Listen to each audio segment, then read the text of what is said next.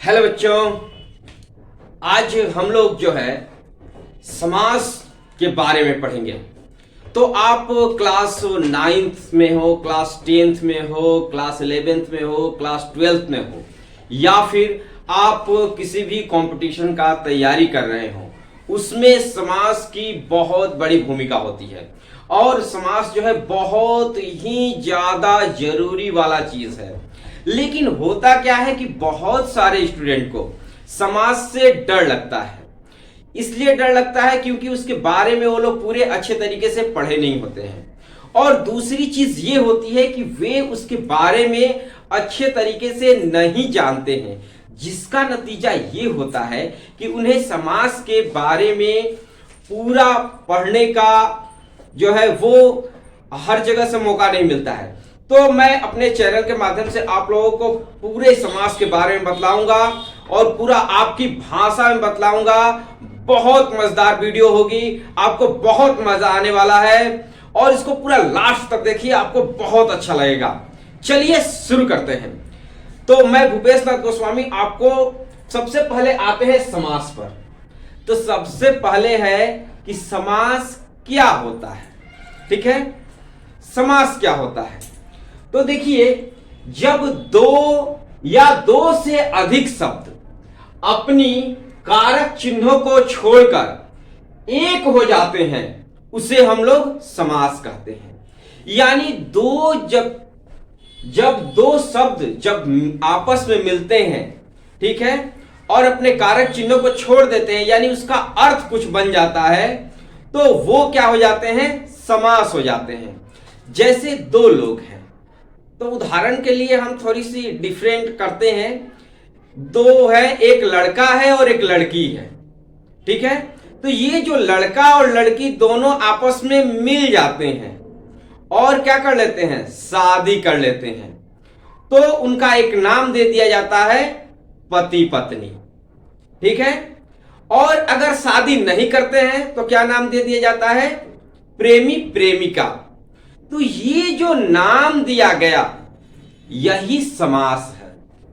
ठीक है, तो एकदम आसान भाषा में आपको समझना है, जितना आसान भाषा में, एकदम आसान भाषा में, कि जब दो या दो से अधिक, ठीक है, शब्द आपस में मिलते हैं और आपस में मिलने के बाद अपने कारक चिन्हों को छोड़ देते हैं और एक नए शब्द की उत्पत्ति होती है, उसे हम लोग समास कहते हैं।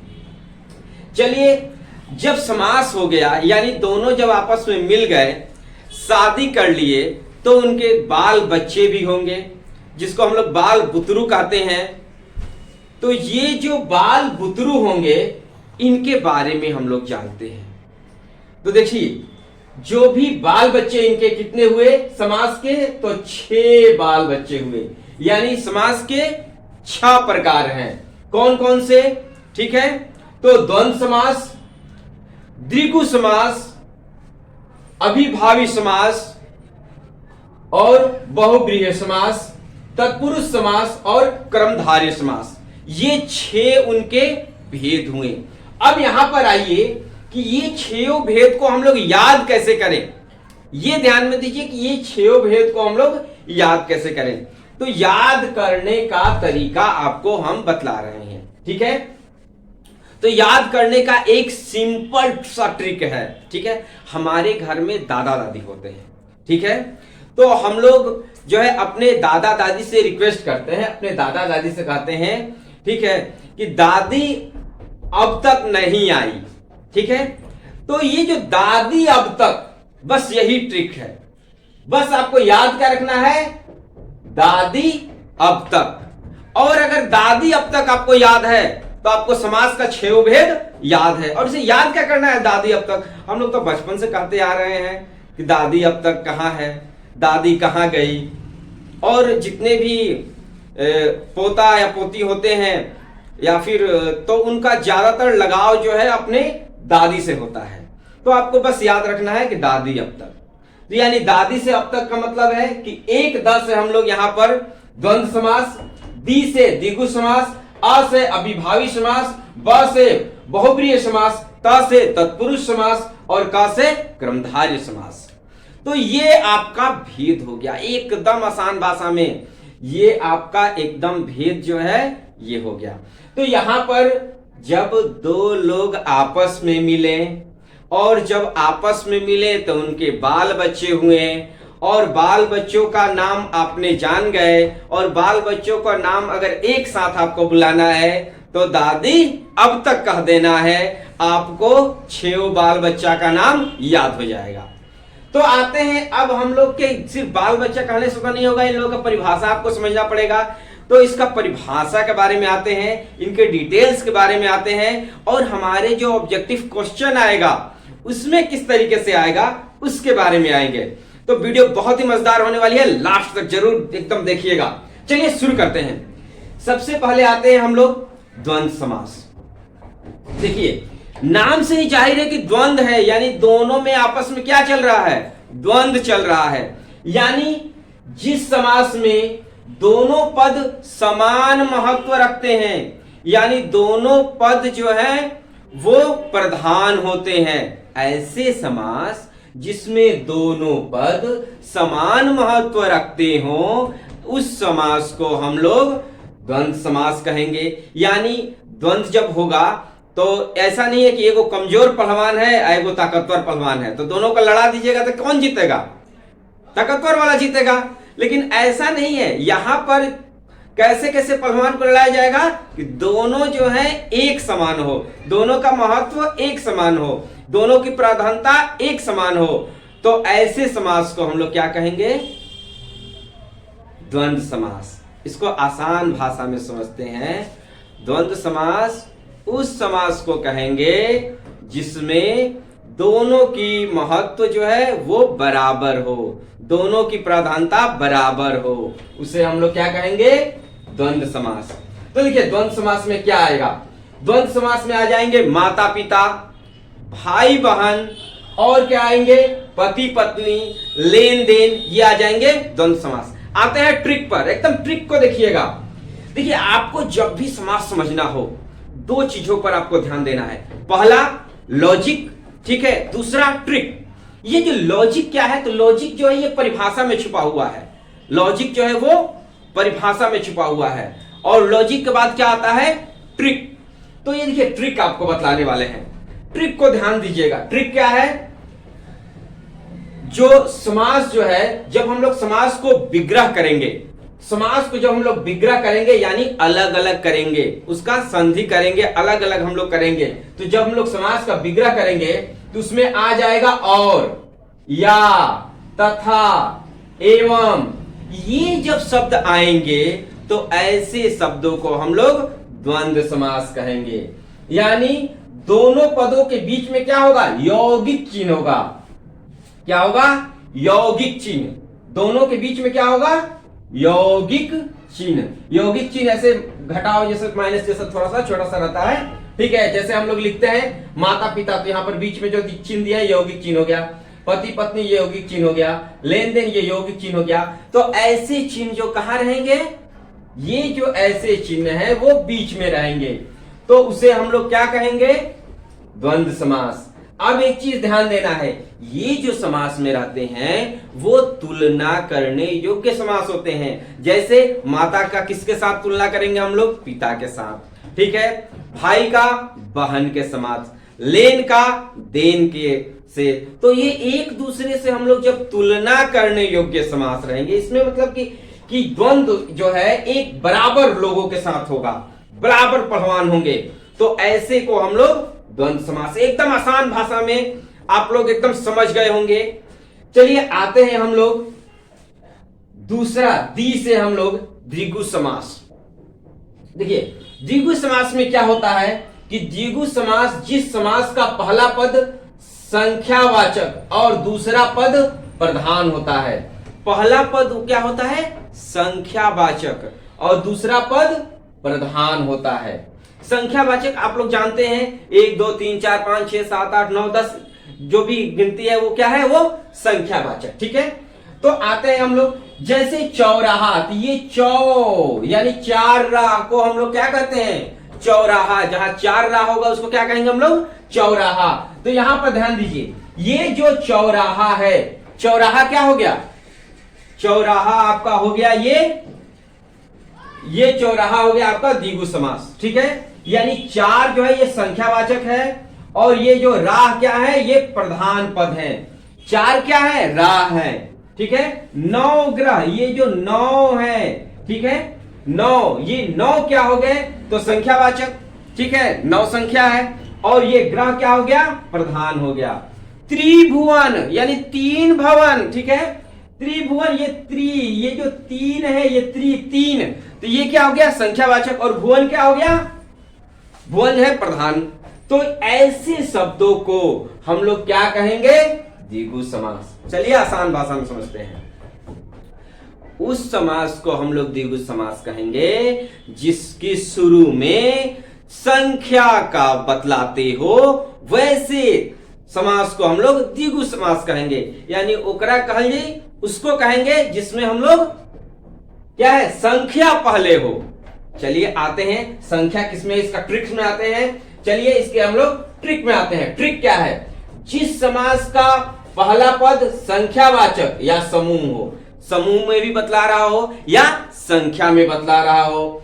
जैसे इसमें क्या दिया गया है? चौ से शुरू होगा, त्री से शुरू होगा, नौ से शुरू होगा, ठीक है, ती से शुरू होगा, दो से शुरू होगा, एक से शुरू होगा, पांच से शुरू होगा। इसी तरीके से अनेकों जो भी संख्या है उससे शुरू होगा। जैसे त्रिलोक, पंचवटी, चौपाई, ये क्या है? यहां पर हम लोग शुरू में क्या देख रहे हैं? ये संख्या है। ठीक है, ये पंचवटी क्या है? संख्या है। तो ये चौपाई ये क्या है? संख्या है। तो ये जो संख्या है ये हमें बतलाती है कि यह द्विगु समास है। चलते हैं हम लोग जो है अ से अविभावी समास। देखिए अविभावी समास में क्या होता है कि पहला पद जो है अव्यय होता है, पहला पद अव्यय होता है और उसके बाद वाला जो दूसरा पद होता है वो प्रधान होता है। ठीक है, उसका प्रधान, देखिए पहला पद जो है अव्यय और उसका अर्थ जो है वो प्रधान होगा। तो यहां पहला पद जो है अव्यय होगा, यानी कहने का मतलब है कि प्रतिदिन, प्रति माह, यानी उसके साथ और भी हम लोग कुछ जोड़ सकते हैं। जैसे प्रति के साथ हम लोग क्या जोड़ सकते हैं? प्रतिदिन, प्रति माह, प्रति वर्ष। ठीक है, तो ये क्या हो गया? अव्ययभावी समास हो गया। उसके बाद अव्ययभावी समास के बाद हम लोग आगे आते हैं यहां पर। तो इसी तरीके से अगर हम लोग आते हैं यथा में हम लोग क्या जोड़ सकते हैं? यथाशक्ति, यथाशीघ्र। तो ये जो यथा है, ठीक है, अव्ययभावी समास बतलाता है। इसी प्रकार से पेट भर, ठीक है, भर पेट, ये जो भर जो है ये अव्यय है और ये जो हमें बतलाता है कि ये अव्ययभावी समास है। उसके बाद आते हैं आजन्मा, उसके बाद आता है अनुरूप। आते हैं इसके ट्रिक्स पर। देखिए ट्रिक्स एकदम आसान है, एकदम आसान। सबसे पहले इसको आसान भाषा में इसका हम लोग परिभाषा समझते हैं। जिस समास का, ठीक है, पहला पद अव्यय हो वैसे समास को हम लोग जो है अव्ययभावी समास कहते हैं, अव्ययभाव समास कहते हैं। अव्ययभाव समास का क्या है कि इस समास की, इसका ट्रिक में आते हैं। ट्रिक क्या है कि जिस समास के शुरू में उपसर्ग हो, यानी यह ऐसा लड़का है जिसमें शुरू में ही उपसर्ग लगा हो। ठीक है, कौन सा उपसर्ग हो? यथा, प्रति, प्र, आ, एक और नहीं लिखे हैं अ, भर। ठीक है, उसके बाद है आपका यहां पर अनु, बे, नीर, ये लगे हों। तो ये जब भी लगे हों तो ये बतलाएंगे हम लोग को अव्ययभावी समास के बारे में। ठीक है, अव्ययभावी समास में एक चीज और हम लोगों को देखने को मिलता है। ठीक है, यहां पर कभी कभी धीरे धीरे बार बार ये भी जो है अव्ययभावी समास में आते हैं। देखिए यहां पर एक चीज ध्यान देने वाली बात है, मिस्टेक हम लोग यहीं पर करते हैं, क्योंकि यहां पर हम लोग द्विगु समास में जो है लिखे हुए हैं द्विगु समास में कि आपका यहां जो है संख्या जब भी रहेगा तब ये होगा, अव्ययी भाई में जब अव्यय रहेगा तब होगा, लेकिन यहां पर जो कभी कभी जब भी आएगा तो यहां पर योजक चिन्ह आ रहा है, योजक चिन्ह है, धीरे धीरे में योजक चिन्ह है और बार बार में योजक चिन्ह है। तो यहां पर तो हम तो बतलाए हैं आपका द्वंद्व समास में कि योजक चिन्ह रहेगा तब होगा, लेकिन ऐसा बिल्कुल भी नहीं है। द्वंद्व समास में एक चीज है कि दोनों में जो है द्वंद्व होना चाहिए, जैसे माता पिता, दिन रात, लाभ हानि, ठीक है, वो होगा। लेकिन जब एक ही चीज बार बार आए, जैसे बार बार, अभी अभी, कभी कभी, तो वो कौन सा समास होगा? धीरे धीरे वो अव्ययीभावी समास हो जाएगा। चलिए इसके बाद हम लोग आते हैं बहुब्रीहि समास पर। तो ब से हम लोग बहुब्रीहि समास, बहुब्रीहि समास के बारे में एकदम से आसान भाषा में समझिएगा, ठीक है। कोई भी पद प्रधान नहीं होता है और दोनों पद मिलकर किसी तीसरे अर्थ को स्पष्ट करते हैं, ऐसे पद को हम लोग बहुब्रीहि पद कहते हैं, बहुब्रीहि समास कहते हैं। बहुब्रीहि समास में हम लोग आते हैं, इसके ट्रिक्स पर देखते हैं। बहुब्रीहि समास क्या है? इसमें देवताओं के नाम होते हैं।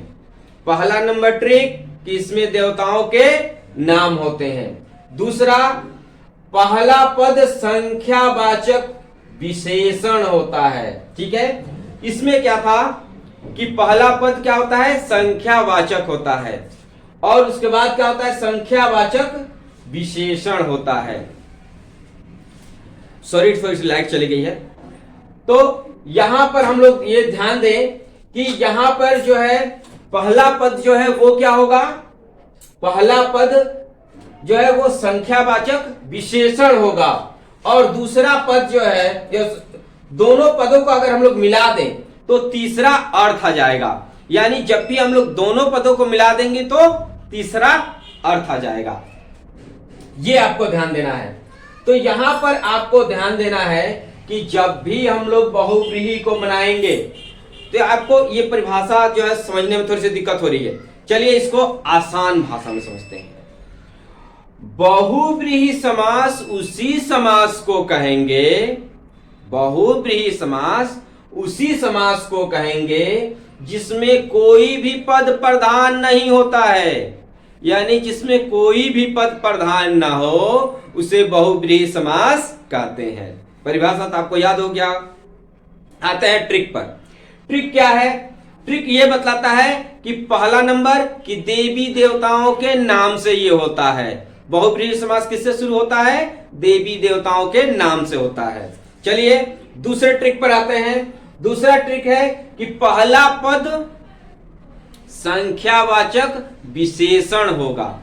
यहां पर समझने वाली बात है, और दोनों पदों को जब हम लोग मिलाएंगे तो तीसरा अर्थ निकलकर सामने आएगा। यहीं पर लोग मिस्टेक कर जाते हैं। बहुब्रीहि समास में लोग गलती कर देते हैं। जब भी ऑप्शन आता है तो वो गलत ट्रिक कर देते हैं। देखिए क्या है, बहुब्रीहि समास क्या कहता है कि जब दोनों पदों को मिलाएंगे तो तीसरा अर्थ निकलेगा। बात समझ में आ रहा है? जब दो लोग मिलते हैं तो तीसरे का जन्म होता है। तो यही चीज यहां पर ध्यान देना है। इसके बारे में तो आपको बहुत ही अनुभव होगा। चलिए यहां पर ध्यान देते हैं कि जब दोनों पदों को हम लोग मिलाएंगे तो तीसरा अर्थ आ जाएगा। जैसे दशानंद, दशानंद यानी जिसके 10 नंद है, 10 सिरों वाला है, ठीक है। कौन है? रावण। तो ये दशानंद क्या हो गया? बहुब्रीहि समास हो गया। दूसरा, एक चीज इसमें ध्यान देना है कि ये पर्सनली एक व्यक्ति को इंगित करता हो। यानी इसमें जो भी नाम आएगा वो पर्सनली एक व्यक्ति के लिए होगा, तभी जाकर वो बहुब्रीहि समास जो है वो कहलाएगा। जैसे दशानंद कहेंगे तो दशानंद केवल रावण को ही कहा जाता है, दूसरे को नहीं कहा जाता है। ये आपको ध्यान देना है दशानंद में। अब हम लोग आगे आते हैं। दशानंद के बारे में आप जान गए। चतुर्भुज, जिनकी 4 भुजाएं होती हैं, चतुर्भुज जिनकी 4 भुजाएं होती हैं। तो आपको पता ही है कि किनकी 4 भुजाएं होती हैं? तो भगवान विष्णु के 4 भुजाएं होती हैं, उन्हें चतुर्भुज कहा जाता है। यहां पर कोई समझने में आपको कोई भी तरीके की दिक्कत तो नहीं होगी। अब आते हैं कि पहला पद क्या होता है, जो है वो संख्यावाचक होता है। जैसे त्रिलोचन, ठीक है, त्रिलोचन जो है तीन लोचन वाले, यानी तीन जो है आंख वाले। तो तीन आंख वाले कौन है? भगवान शिव हैं। तो उनको हम लोग क्या कहते हैं? त्रिलोचन कहते हैं। तो ये जो त्रिलोचन जो शब्द हुआ वो बहुब्रीहि हुआ, क्योंकि त्रिलोचन केवल शिव को ही कहा जाता है, उनके ही तीन नेत्र हैं। ठीक है, आते हैं हम लोग चंद्रशेखर। ठीक है, चंद्रशेखर, चंद्रशेखर भी केवल शिव को ही कहा जाता है। तो ये चंद्रशेखर जो है वो बहुब्रीहि समास हो गया। चतुरानंद, जिनके चार नंद होते हैं, जिनके चार सिर होते हैं, तो ये जो चतुरानंद कहा गया है ब्रह्मा को कहा गया है। तो ये जो चतुरानंद शब्द होगा ये हो जाएगा बहुब्रीहि समास। चतुरानंद बहुब्रीहि समास कहलाता है। ठीक है, यहां चतुरानंद। अब आते हैं लंबोदर। ये जो लंबोदर, जिसका उदर लंबा हो, लंबोदर, लंबोदर केवल गणेश को ही कहते हैं। तो ये जो है लंबोदर, ये क्या हो गए? बहुब्रीहि समास हो गए। आगे हम लोग चलते हैं चक्रधर। चक्रधर, चक्रधर जो है चक्रधारी, चक्रधर और चक्रधारी केवल कृष्ण को कहते हैं, श्री कृष्ण को कहते हैं। तो ये जो चक्रधर क्या हो गए? बहुब्रीहि समास हो गए। तो बहुब्रीहि समास में आप लोगों ने समझा दशानंद, चतुर्भुज, लंबोदर, चक्रधर, चतुरानंद, चंद्रशेखर, त्रिलोचन, ये क्या है? बहुब्रीहि समास है। एकदम बहुब्रीहि समास में एकदम क्लियर हो जाना है कि उसमें जो भी शब्द दिया गया है उस शब्द का सिर्फ पर्सनली एक ही व्यक्ति हो, तो ऐसे को हम लोग बहुब्रीहि समास कहेंगे। यानी उसका जो तीसरा अर्थ निकलता हो, वो तीसरा अर्थ जो है एक व्यक्ति को इंगित करता हो, वो व्यक्ति जो है वो शब्द जो है बहुब्रीहि समास में आ जाएंगे। ट्रिक्स भी आपको याद हो गया होगा। ट्रिक्स एकदम आसान है।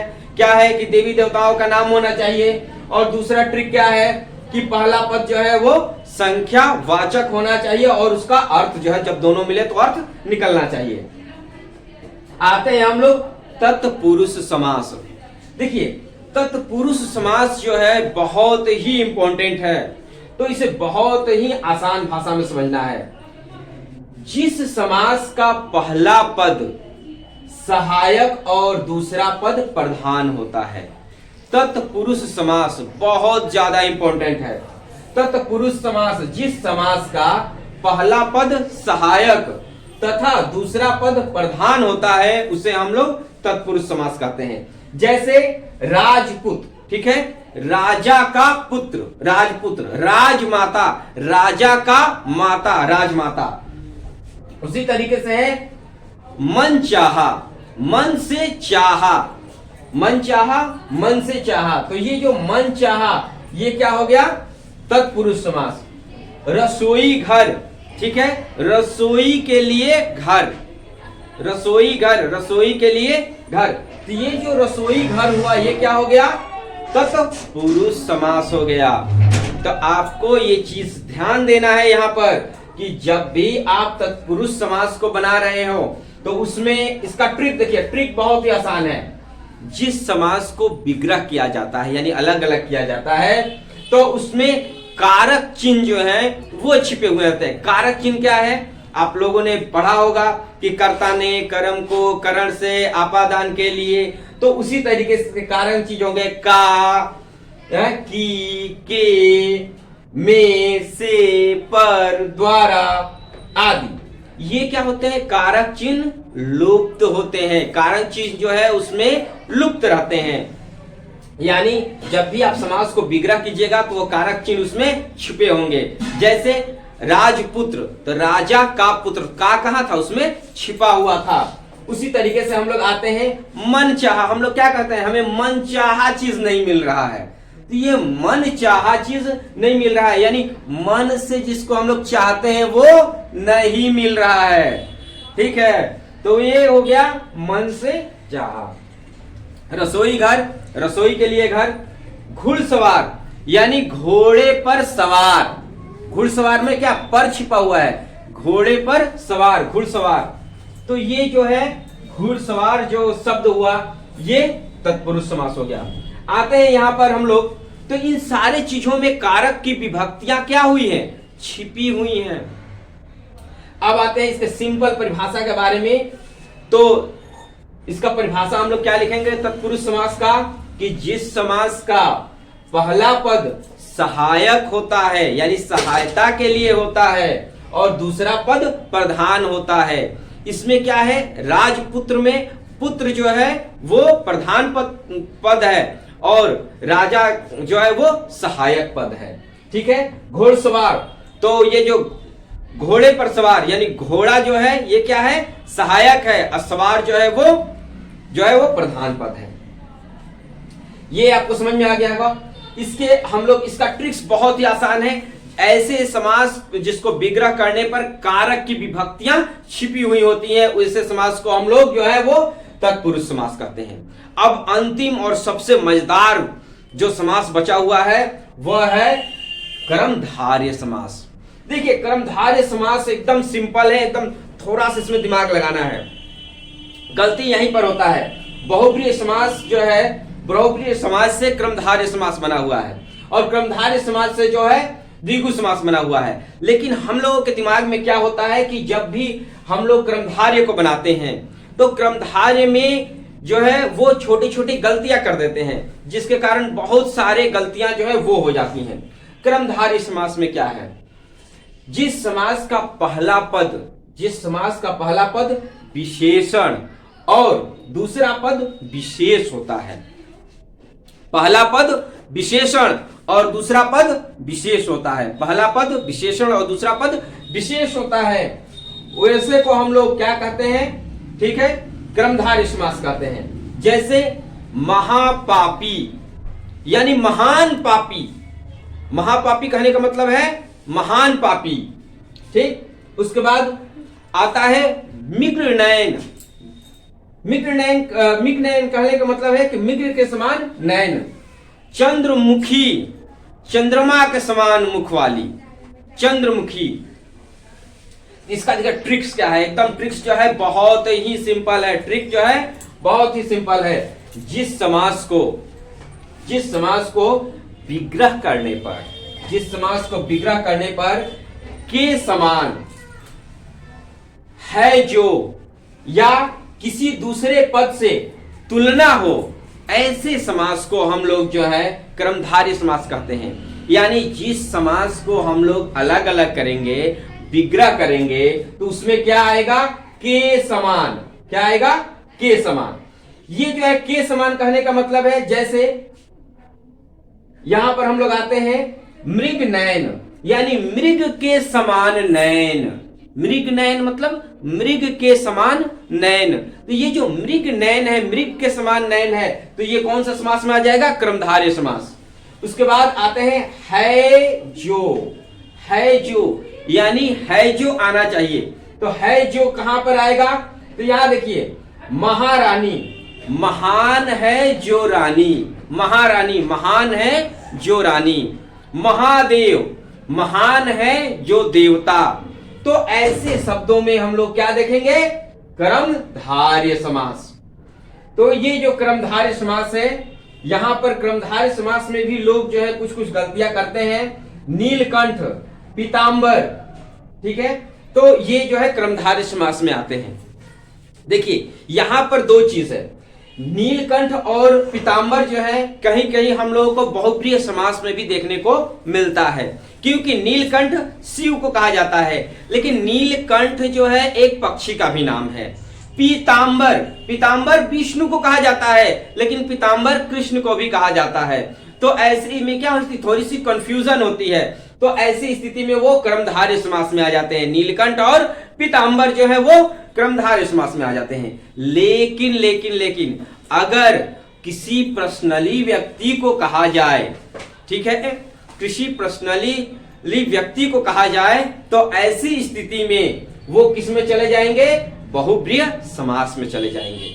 यहीं पर लोग जो है छोटी छोटी मिस्टेक करते हैं। जैसे यहाँ पर आपका यहाँ पर जो बताए योजक चिन्ह होता है, ये योजक चिन्ह आपको जो है ये ध्यान देना है कि ये जो योजक चिन्ह है वो जो है योजक चिन्ह वाले जो है वो बहुत ही ध्यान देना है कि योजक चिन्ह जो है कभी कभी में भी होता है, बार बार में भी होता है, और योजक चिन्ह जो है माता पिता में भी होता है। तो आपको ध्यान देना है कि अव्ययभावी समास में जो है ये आएंगे, कभी कभी जो है तुलना करने योग्य होते हैं।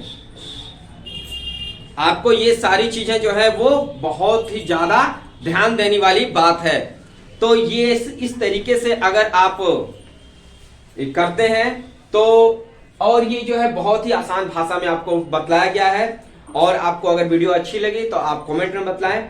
और यहां पर आपको एक टास्क देते हैं, आपको बतलाना है कि दुपट्टा, जो लड़कियां दुपट्टा पहनती हैं, तो दुपट्टा जो है कौन सा समास है, इसे आप कमेंट में बतलाएं। और अभी तक आपने मेरे इस चैनल को सब्सक्राइब नहीं किया, प्लीज इस चैनल को जल्द से जल्द जो है वो सब्सक्राइब करें, लाइक करें और कमेंट में बतलाएं कि आपको ये वीडियो कैसे लगी। वीडियो देखने के लिए आपको बहुत बहुत धन्यवाद।